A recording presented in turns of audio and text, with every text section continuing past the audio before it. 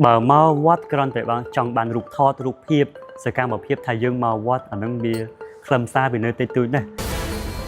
នៅក្នុងឱកាសពិធីបុណ្យចូលឆ្នាំថ្មីប្រពៃណីជាតិរបស់ខ្មែរយើងនៅក្នុងឆ្នាំនេះតាក់ទងជាមួយនឹងយុវជនយុវនារីរបស់កម្ពុជាយើងរបស់ខ្មែរយើងអ្វីដែលគួរប្រព្រឹត្តប្រតិបត្តិនិងគោរពអនុវត្តតាមនៅក្នុងពិធីបុណ្យចូលឆ្នាំថ្មីក៏ដូចជានៅក្នុងឆ្នាំ26នេះផ្ទាល់តែម្ដងគឺមានគោលការណ៍សំខាន់ចំនួន2ដែលគោលការណ៍ទី1ជាការប្រតិបត្តិនៅក្នុងគេហដ្ឋានរបស់ខ្លួនហើយគោលការណ៍ទី2គឺជាការប្រតិបត្តិនៅក្នុងសង្គមខាងក្រៅមាន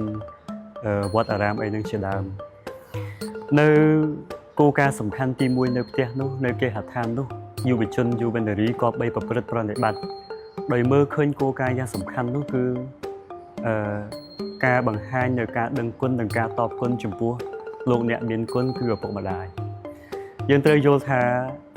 ការមកវត្តអារាមការមកទីកន្លែងផ្សេងដើម្បីជួបព្រះសង្ឃជួបចាស់ទុំព្រឹទ្ធាចារ្យជាដើមគឺជារឿងកិច្ចការងារសំខាន់ល្អហើយក៏ប៉ុន្តែអ្វីដែលកាន់តែសំខាន់ជាងនេះទៅទៀតនោះ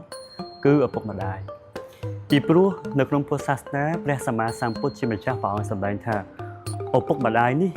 គឺជាព្រះដើមរបស់កូនប្រុសស្រីផងជាអាចារ្យដើមដំបូងបំផុតមួយរបស់កូនប្រុសស្រីផងម្ល៉េះហើយនៅក្នុងពិធីបុណ្យចូលឆ្នាំថ្មីប្រពៃណីខ្មែរឬក៏មិនតាមពិធីបុណ្យផ្សេងទៀតទេគឺសូមឲ្យកូនប្រុសស្រីទាំងអស់នៅផ្ទះក៏បីប្រព្រឹត្តប្រតិបត្តិចំពោះឪពុកម្ដាយមុននឹងមកវត្តយើងត្រូវរៀបចំចង្ហាន់វ័នចូលបាយទឹកនំចំណីអីលើកជូនឪពុកម្ដាយអញ្ចឹងទៅការជូនសម្លៀកបំពាក់នៅក្នុងឱកាសពិធីបុណ្យចូលឆ្នាំថ្មីអញ្ចឹងទៅហើយអ្វីដែលកាន់តែសំខាន់ទៅទៀតនោះគឺការគិតគូរអំពីសុខភាពរបស់លោកទាំងពីរតែម្ដងបងពីព្រោះសុខភាពនេះព្រះសម្មាសម្ពុទ្ធជាម្ចាស់ព្រះអង្គសម្ដែងថាការដែលមានសុខភាពល្អឈ្មោះថាជាការមានលៀបដ៏ឧត្តមអញ្ចឹងឪពុកម្ដាយនៅពេលដែលគាត់ចាស់ជរាទៅគឺពិតណាស់រូបរាងកាយកម្លាំងបលាំងរបស់គាត់នឹងគឺចុះទន់ខ្សោយហើយនេះគឺជាអ្វីដែលសំខាន់បំផុត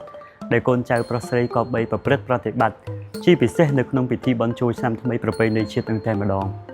កុំមកពីធ្វើការងារកុំមកពីខេត្តផ្សេងមកហើយបង្កទុក្ខទោសដល់លោក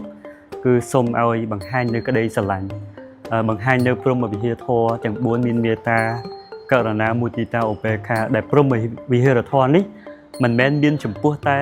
ឪពុកម្ដាយចំពោះកូនទេសូម្បីតែកូនក៏ត្រូវមានមេត្តាករុណាមុទិតា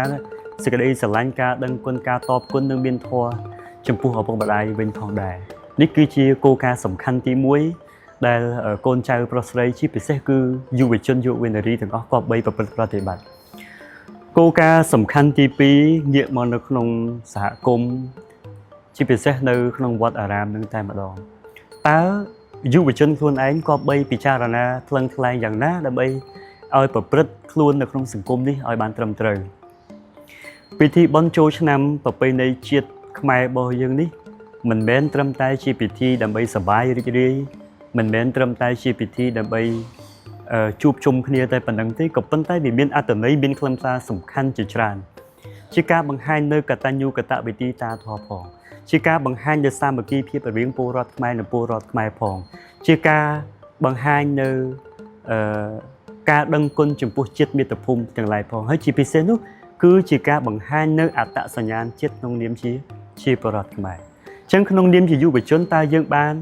ប្រព្រឹត្តបានរៀបចំខ្លួនយ៉ាងណាដើម្បីបង្ហាញថាយើងជាខ្មែរ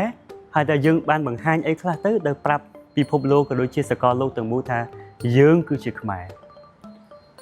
បងប្អូនយុវជនប្រុសស្រីទាំងអស់តាមរយៈការស្លៀកពាក់តាមរយៈការរៀបចំអរិយាប័ត្រដូចជាការស្លៀកពាក់ការស្លៀកចូលវត្តនៅហូលប្រមួងអាវប៉ាក់កន្សែងពានានេះគឺជាអត្តសញ្ញាណយ៉ាងសំខាន់មួយដែលបងប្អូនយុវជនទាំងអស់ក៏បីគិតពិចារណាដែលយើងក៏នេះគ្រាន់តែជាអត្តសញ្ញាណមួយនៅមានរឿងផ្សេងទៀតអរិយាប័ត្រសំពះសួរគោរពចាស់ទុំព្រឹទ្ធាចារ្យនេះដល់ឥឡូវដល់ពេលជាតិសាសន៍ដទៃគេយកថាហ្នឹងគឺជាវប្បធម៌របស់គេវាមិនមែនមកពីគេយកទៅរបស់យើងឬក៏យើង thế ở đây để sầm khánh cứ dương luôn án chết đó đầm lấy ở đây để chia ra bỏ dương chấn miên tại ôn chỉ dù về chôn đi hai đại chỉ nè ở rẽ xa đừng lướt cùng puh con đầm lấy ở đây để chi ở tạ sinh nhãn rồi bỏ mày dương hay mà châu vắt châu ở rám ca châu vắt châu ở rám mình bên trầm tại vô chẳng khăn mình bên trầm tại màu sòng tật pre màu thọ trục sờ bài ít tập phân thế vì miên rương chạy tràn tiệt dương mau dương ai mà đập vào thọ mình tê na ca bắt đầu ở vắt ti vào xong đầm bay vô chấm đấy đứng nữa từ ăn được vắt được nông đầm lấy chỉ vật 100 ngày bao nhiêu ở ban nơi sự để sốc nên sự để chấm ra